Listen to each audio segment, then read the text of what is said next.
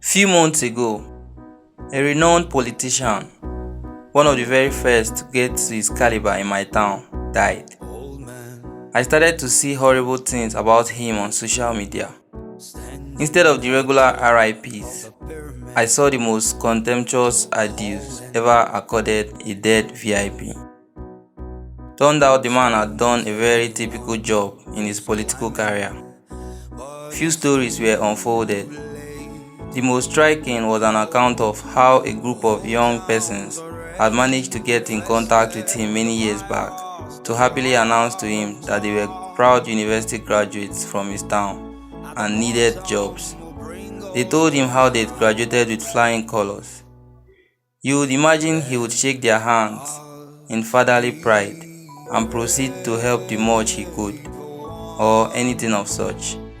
But instead, he said to them, "If I should employ you all, who will remain to till the soil and plant the cocoyam?" He asked them, who would beat the ogene for the masquerades in their season? He wasn't trying to make one of those stale jokes that our big men indulge in to solicit our fake and patronizing laughter. He was dead serious. And because he was addressing young people, I think that even Shakespeare could not have come up with a more befitting tragic statement to issue from his worst villains. So the young people came back. Your guess is as good as mine as to what they probably fed for themselves, for their country, for their future. It wasn't even now when they could have just exclaimed "mad oh," and not actually run mad instead. It was when going to university and getting a degree was still a very big deal. There are thousands of that man in our country, but this is not about stepping out to cry foul as usual. My message is for the young people. I know that we have a dearth of role models, that the people we should be looking up to have lost all care and now live as though even if there were people watching, it doesn't matter.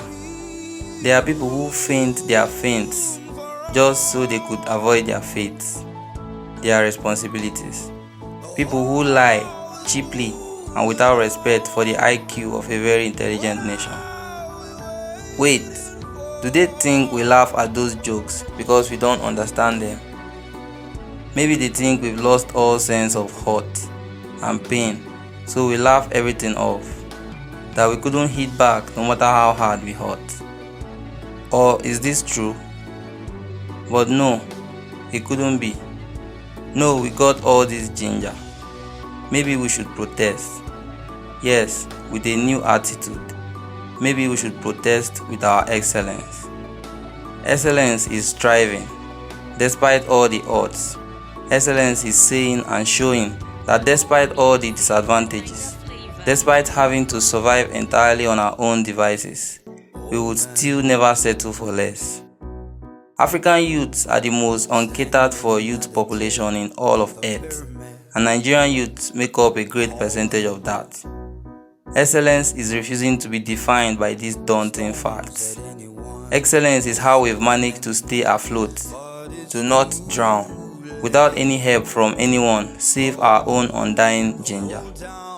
Excellence is all the people at the forefront who have already taken the initiative, who have realized we cannot fight all the injustice by following the footsteps of an age that lost their way. Excellence is Oluwabona, his voice a burner on our consciousness. Brimo with anger and brimstone, strongly believing in our greatness. Excellence is Fowls calling out all the falsehood. Because where we are, we cannot be meek. We cannot sleep or weep at the bleak future they bring us with their thick policies and promises, police tricks and follies, crass laws that bind our freedom. Excellence is the millions of Nigerians holding whole countries and providing expertise and leadership and ginger, driving economies. Everywhere we go, we bring nothing with us but excellence. Excellence is something we have because of who we are, Nigerians. We only need clarity and direction, and this we can find by consciously agreeing that we have channeled all these energies somewhat inappropriately. Now is the time to reroute. Let us graduate from only venting online on empty stomachs and borrowed data. Stop using the social media stage only for catching crews. Let us start caring for the real news.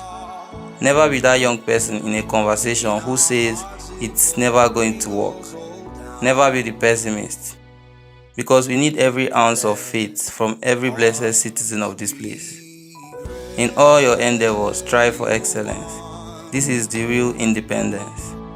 Independence means that we took charge, and through our active responsibility, we became liberated. It is not political and military parades and presidential speeches and lots of evidences to show that we have been stuck on our marks since 1960 when the gun went off and we were supposed to take the baton and run. On behalf of the young people of this place, I celebrate those who have kept the fire from burning out, who have managed to keep some of the integrity in the green-white colors intact. Thank you, Israel Adesanya, for the ginger and the bars, for giving us something to celebrate always. Thank you, Ngozi Adije, for showing a difference. Thank you, KC Madu. Now they can see for themselves. Thank you, Silas Adekunle, for reinventing the perspectives. Thank you, the most educated and enterprising diaspora on the planet. Thank you for holding up out there. Keep believing. Peace. Let us be great.